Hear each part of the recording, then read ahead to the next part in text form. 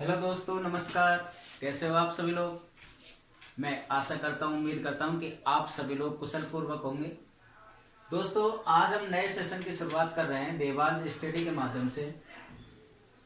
हिंदी भाषा व व्याकरण का सामान्य परिचय। हिंदी भाषा व व्याकरण का सामान्य परिचय। वैसे दोस्तों, पढ़ाने को तो सभी पढ़ाते हैं, लेकिन ये भी नहीं बताते कि हिंदी शब्द आया कहाँ से, इसकी उत्पत्ति कहाँ से हुई।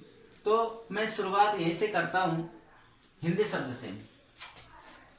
हमें बहुत ही ध्यान देना होगा अशुद्धियों पर। हमें शुद्धता पर अधिक ध्यान देना होगा, ना कि अशुद्धियों पर। जैसे कि अब मैं शुरुआत करने को जा रहा हूं, तो ये शुरुआत नहीं होती, बल्कि क्या होती है, शुरुआत। शुरुआत होती है। तो हम बहुत ही शानदार शुरुआत करने को जा रहे हैं, एक नए तरीके से, नए अंदाज से, रटंत प्रवृत्ति से दूर। बिल्कुल रटने वाली प्रक्रिया पर हमको ध्यान नहीं देना है, क्योंकि एग्जाम टाइम पर रटने वाली चीजें हमें कदापि याद नहीं रहती। तो मैं बताता हूं कि जो हिंदी शब्द है, हिंदी जो शब्द है, इसकी उत्पत्ति कैसे हुई। हिंदी शब्द की उत्पत्ति सिंध शब्द से हुई है। हिंदी शब्द की उत्पत्ति यानी कि हिंदी कौन सी भाषा का शब्द है। हिंदी फारसी भाषा का शब्द है। हिंदी कौन सी भाषा का शब्द है मित्रों, फारसी भाषा का शब्द है। क्योंकि जब मुसलमान सिंध में आए, तो उन्होंने सिंध को हिंद कहा। तो उन्होंने सिंध को क्या कहा, हिंद कहा। अब बात आती है कि उन्होंने सिंध को हिंद क्यों कहा। तो उन मुसलमानों ने सिंध को हिंद इसलिए कहा क्योंकि वे से का उच्चारण है के रूप में करते थे और ध का उच्चारण द के रूप में करते थे। तो इस प्रकार से सिंध से क्या बना, हिंद बना। सिंध से क्या बना, हिंद बना। यानी कि सिंध एक स्थान था, और उस सिंध के स्थान के नाम को उन्होंने क्या नाम दिया, हिंद नाम दिया। उन्होंने क्या नाम दिया, हिंद नाम दिया। और जो यहाँ के निवासी थे उनको क्या कहा, उन लोगों ने हिंदू कहा। सिंध के निवासियों को क्या कहा, हिंदू कहा। तथा सिंध के पार का जो स्थान था, उसे कहा हिंदुस्तान। क्या कहा, हिंदुस्तान कहा। और इन लोगों के द्वारा जो भाषा बोली जाती थी, और उसी का क्या नाम दिया गया, हिंदी। तो इस प्रकार से मित्रों हिंदी शब्द की उत्पत्ति हुई। हिंदी शब्द फारसी भाषा का शब्द है, और जो मुसलमान थे वो से का उच्चारण है के रूप में करते थे, ध का उच्चारण द के रूप में करते थे। तो इस प्रकार से सिंध से हिंद बना, हिंद से हिंदू बना, और हिंदू से हिंदू के बाद में यानी सिंध के पार का जो स्थान था उसको हिंदुस्तान कहा, और यहाँ की जो भाषा है उसी का नाम दिया गया हिंदी। यहाँ तक की बात समझ में आई। आप इसका स्क्रीनशॉट ले सकते हैं। और इस प्रकार ये जो चारों शब्द हैं, हिंद, हिंदू, हिंदुस्तान और हिंदी, ये कौन सी भाषा के शब्द हैं, ये फारसी भाषा के शब्द हैं। कौन सी भाषा के शब्द हैं, फारसी भाषा के शब्द हैं। आगे बात आती है भाषा की, कि भाषा क्या चीज है। भाषा क्या चीज है। तो मित्रों, भाषा शब्द की उत्पत्ति संस्कृत के भाष धातु से हुई है। भाषा शब्द की उत्पत्ति संस्कृत के भाष धातु से हुई है। संस्कृत के भाष धातु से हुई है, जिसका शाब्दिक अर्थ होता है विचार प्रकट करना।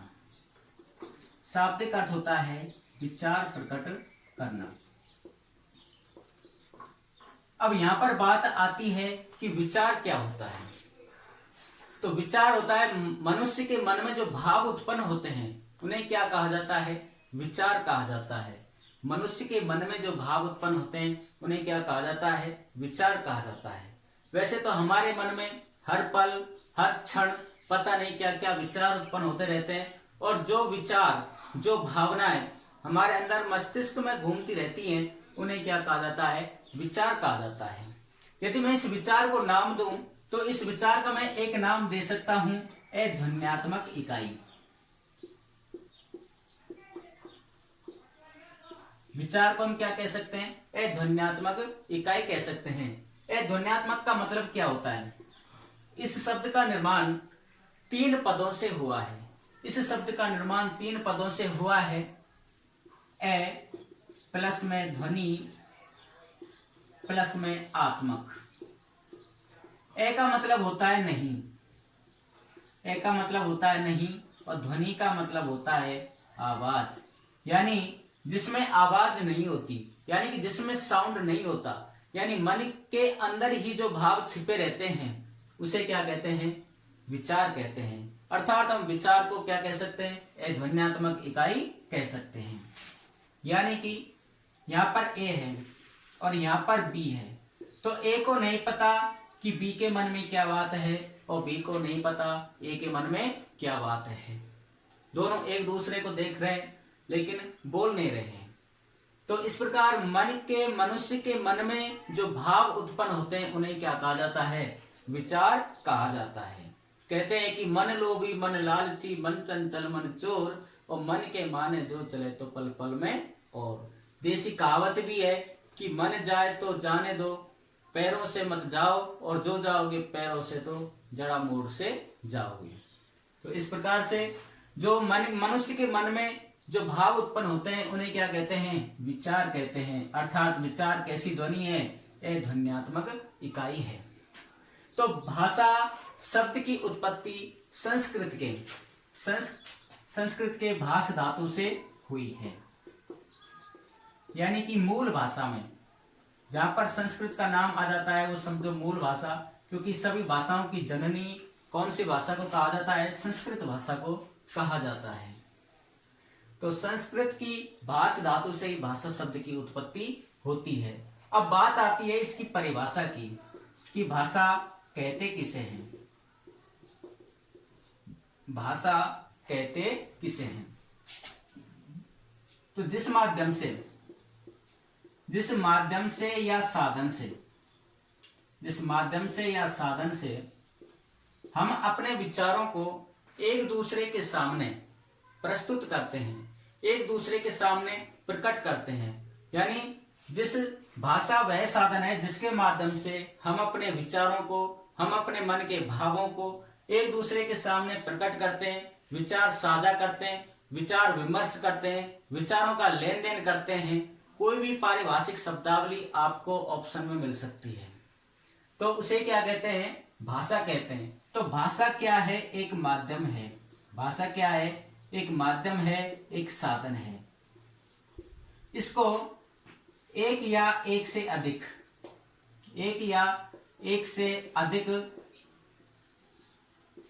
लोगों के साथ में शेयर किया जाता है, वही क्या कहलाती है? भाषा। या तो एक मनुष्य एक से अधिक लोगों के साथ अपनी बात को साझा करेगा, या अनेक मनुष्य एक व्यक्ति के साथ में अपनी बातों को साझा करेंगे, तो वही क्या कहलाएगा? भाषा कहलाएगा। वही साधन क्या कहलाएगा? भाषा कहलाएगा। लेकिन यहाँ पर ध्यान रखने की ये बात है कि साधन है, भाषा एक क्या है? साधन है, अथवा भाषा एक क्या है? माध्यम है। यानी जो बात ए बी से कहेगा या फिर जो बात बी ए से कहेगा वो किसके माध्यम से कहेगा? भाषा के माध्यम से कहेगा, और वो भाषा ही क्या है? साधन है। भाषा ही क्या है? साधन है। जैसे हम किसी वस्तु को ढोने लाने या ले जाने में साधन का उपयोग करते हैं, एक बीच में माध्यम होता है, उसी प्रकार से भाषा अपने विचारों का आदान प्रदान करने के लिए, विचारों का लेन देन, विचार विमर्श कुछ भी बोल सकते हैं, जिस माध्यम से होता है वही माध्यम क्या कहलाता है? भाषा कहलाता है। तो भाषा वह साधन है जिसके माध्यम से हम अपने विचारों का एक या एक से अधिक व्यक्तियों के साथ लेन देन करते हैं या अपने विचारों को साझा करते हैं, वही क्या कहलाती है? भाषा कहलाती है। आगे बात आती है भाषा की विशेषताएं। यहां तक यदि बात समझ आ गई है तो स्क्रीनशॉट ले सकते हैं। देवांश स्टडी में आपका एक बार फिर से स्वागत है।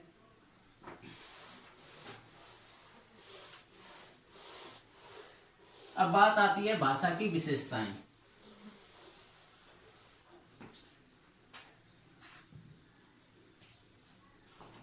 भाषा की विशेषताएं। प्रत्येक भाषा की अपनी एक विशेषता होती है, और हिंदी भाषा की भी इसी प्रकार से एक अपनी अलग से विशेषता है। तो सबसे पहली भाषा की विशेषताओं में यदि बात करें तो भाषा कैसी संपत्ति है? भाषा एक अर्जित संपत्ति है। भाषा एक अर्जित संपत्ति है। अर्जित संपत्ति है, इसका मतलब यह है कि भाषा अपने आप को विकसित करनी होती है, यानी कि बोलने की जो क्षमता है, बोलने की जो कला है, बोलने की जो योग्यता है वो जन्मजात होती है। बोलने की योग्यता तो जन्मजात होती है, जन्मजात होती है, लेकिन भाषा एक अर्जित संपत्ति है कि हम किस परिवेश में रह रहे हैं, किस प्रकार की भाषा हमें हमारे क्षेत्र में बोलते हैं, किस भाषा, कौन सी भाषा हमें अच्छी लगती है। तो इस प्रकार से कह सकते हैं कि भाषा एक अर्जित संपत्ति है, जबकि बोलने की योग्यता जन्मजात होती है और भाषा एक अर्जित संपत्ति है। अर्जित संपत्ति है तो दूसरी बात आती है कि इसको हम कमाते कहां से हैं? अर्जित का मतलब कमाना, अर्जन का मतलब कमाना। तो इसको हम कमाते कहां से हैं या फिर सीखते कहां से हैं? तो दूसरा पॉइंट आता है कि भाषा एक सामाजिक प्रक्रिया है। भाषा सामाजिक प्रक्रिया है, यानी भाषा को हम अपने समाज से ग्रहण करते हैं। तो भाषा एक सामाजिक प्रक्रिया है। तो भाषा कैसी होती है? भाषा कैसी होती है? भाषा अनुकरणात्मक होती है। भाषा अनुकरणात्मक होती है। भाषा अनुकरणात्मक होती है और शिक्षण विधियों में हम पढ़ते हैं कि अनुकरण के दो रूप होते हैं। अनुकरण को हम किस प्रकार से सीखते हैं? अनुकरण को हम सीखते हैं एक तो उच्चारण से। किससे सीखते हैं? एक तो उच्चारण से। जैसे छोटा बच्चा होता है तो उसको हम बुलाते हैं कि बेटा दादी बोल, दादी, पापा, मामा, नानी, इस प्रकार से हम बुलवाते हैं। तो सबसे पहले भाषा को बच्चा अपनी शैशवावस्था में किस प्रकार से सीखता है? उच्चारण से। जैसे जैसे बच्चा थोड़ा बड़ा होता है, वो विद्यालय की ओर अग्रसर होता है, तो फिर उसके बाद में वो सीखता है लेखन से। तो भाषा को सीखने का जो फर्स्ट स्टेप है वो है उच्चारण और सेकंड जो स्टेप है वो है लेखन। तो इस प्रकार से भाषा की विशेषताओं में हमने अभी तक पढ़ा कि भाषा एक अर्जित संपत्ति है, जबकि बोलने की जो योग्यता है वो जन्मजात होती है, यानी कि बोलने की जो योग्यता है वो अपने आप विकसित होती है। दूसरी बात है कि इसको हम अर्जित कहां से करते हैं, भाषा को कमाते कहां से हैं? तो ये एक सामाजिक प्रक्रिया है। इस प्रकार से हमें समझ समझ कर पढ़ना है, रटना बिल्कुल भी नहीं है। और भाषा अनुकरणात्मक होती है। अनुकरणात्मक, अनु का मतलब पीछे, जैसे सामने वाला करता है उसी को देख करके हम जैसी प्रक्रिया करते हैं, उसे क्या कहते हैं? अनुकरणात्मक कहते हैं। तो अनुकरण दो प्रकार से होता है। छोटा जो बच्चा होता है वो अनुकरण दो प्रकार से करता है। एक तो करता है उच्चारण को देख करके, आपके मुंह की तरफ देखता है छोटा सा बच्चा कि किस प्रकार से उच्चारण कर रहा है। और आगे हम भी पढ़ेंगे, जो वर्ण विचार आएगा तो उच्चारण स्थान कि कहां से कौन कौन से वर्ण बोले जाते हैं। और अगला जो अनुकरण होता है वो होता है लेखन के माध्यम से। यहां तक का आप स्क्रीनशॉट ले सकते हैं, फिर आगे पढ़ेंगे।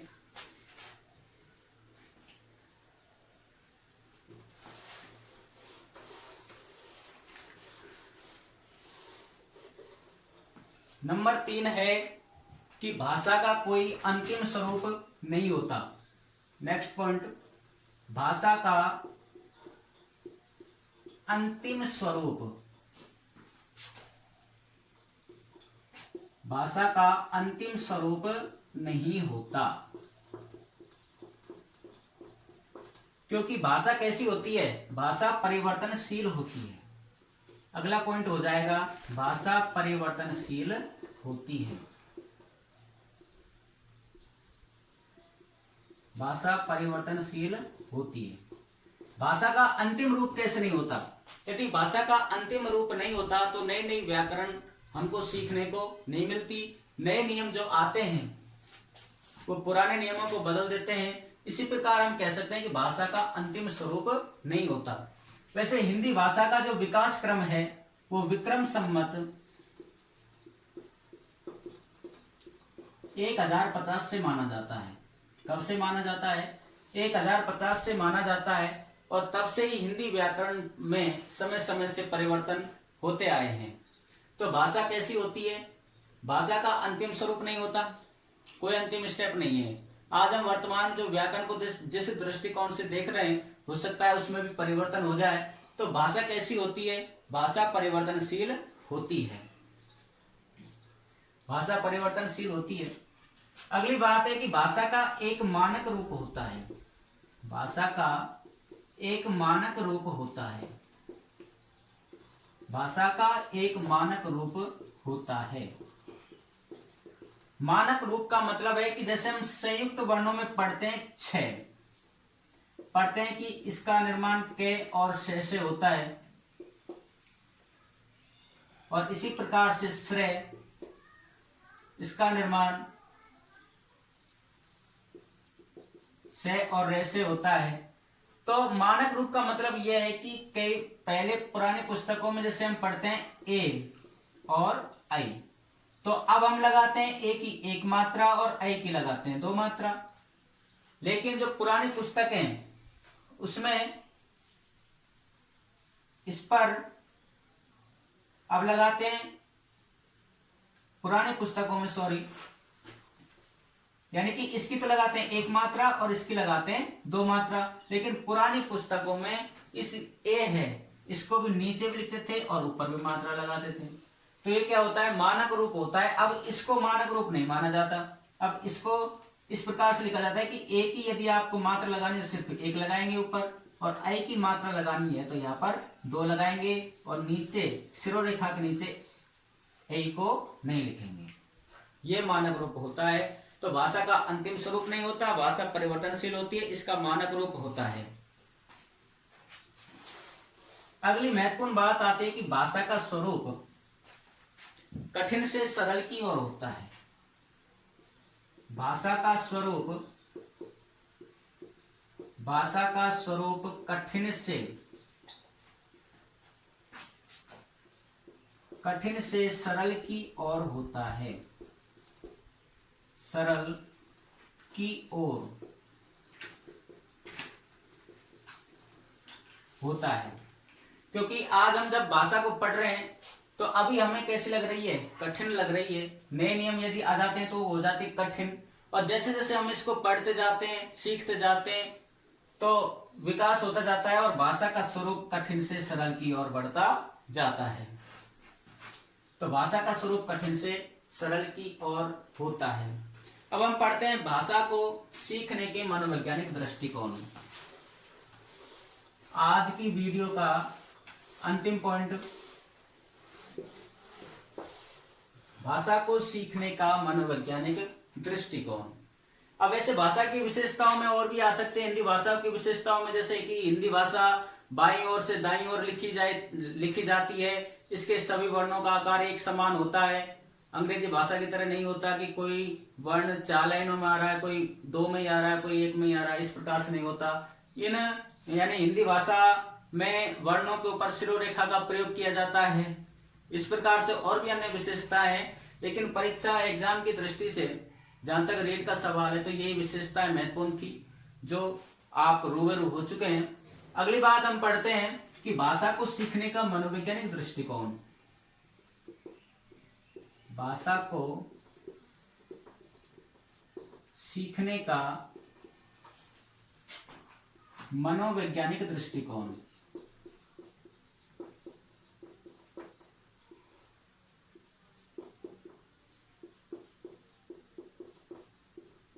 तो भाषा को मनोवैज्ञानिक दृष्टि से सीखने का जो दृष्टिकोण है वो 3 प्रकार से माना जाता है। सबसे पहला है जिज्ञासा। उसके बाद में नंबर 2 है अनुकरण, और नंबर 3 है अभ्यास। तो जिज्ञासा का मतलब क्या होता है? जैसे जिज्ञासु होता है, जिज्ञासु का मतलब यानी कि जिसमें जानने की इच्छा उत्पन्न होती है उसे क्या कहते हैं, जिज्ञासु। और जिज्ञासा क्या होती है, जो जानने की इच्छा होती है वो क्या कहलाती है, जिज्ञासा। और अनुकरण यानी किसी को देख करके जो कार्य किया जाता है वो क्या कहलाता है, अनुकरण। यानी कि कहने का मतलब क्या है कि जिज्ञासा की भाषा को सीखने का मनोवैज्ञानिक दृष्टिकोण 3 दृष्टिकोण है, जिज्ञासा, अनुकरण और अभ्यास। यदि हमारे अंदर सबसे पहले जिज्ञासा जागृत नहीं होती है तो हम किसी भी भाषा को सीखने के प्रति अवगत कैसे होंगे। तो सबसे पहले हमें क्या जगानी चाहिए, जगानी पड़ेगी हमारे अंदर जिज्ञासा। उसके बाद में हम क्या करेंगे, अनुकरण करेंगे, और अनुकरण के बाद में क्या करेंगे, उसका बार बार अभ्यास करेंगे। कहते हैं कि करत करत अभ्यास के जड़मत होत सुजान, और रसरी आवत जात ते सिर पर पड़त निशान। तो सबसे पहले जिज्ञासा उत्पन्न होना जरूरी है कि हमें पढ़ना है, ये इच्छा होनी चाहिए हमारे अंदर। और पढ़ने की इच्छा नहीं होगी तो हम पढ़ेंगे कैसे। थॉर्नडाइक ने कहा था, मनोवैज्ञानिक थॉर्नडाइक ने, कि हम घोड़े को तालाब तक तो ले जा सकते हैं लेकिन वो पानी पिए या ना पिए वो उसकी मर्जी है। तो हम आपको चैनल पर वीडियो तो अच्छी डाल सकते हैं लेकिन आप पढ़ें या नहीं पढ़ें वो आपकी मर्जी है। तो इसी प्रकार से किसी भी चीज को सीखने के लिए भाषा ही जरूर नहीं, किसी भी चीज को सीखने के लिए सबसे पहले तो हमें क्या जगानी पड़ेगी, जिज्ञासा जगानी पड़ेगी। उसके बाद में उसका क्या करना होगा, अनुकरण करना होगा। और अनुकरण के बाद में जब तक वो चीज हमारे मस्तिष्क में स्थायी रूप धारण नहीं कर लेती तब तक हमें उसका क्या करना है, बार बार अभ्यास करना है। तो दोस्तों इसी वार्ता के साथ में मैं आज की वीडियो को समाप्त करता हूं। आप भी बार बार अभ्यास करते रहें। मैं आपसे वादा करता हूं कि नेक्स्ट वीडियो में बहुत जल्दी ही आपके सामने मैं रूबरू होऊंगा, मुखातिब होऊंगा। नमस्कार, अस्सलाम वालेकुम। और सभी अपना ख्याल रखें, अपने घर में रहें और लॉकडाउन का पालन करें। इसी के साथ नमस्कार दोस्तों।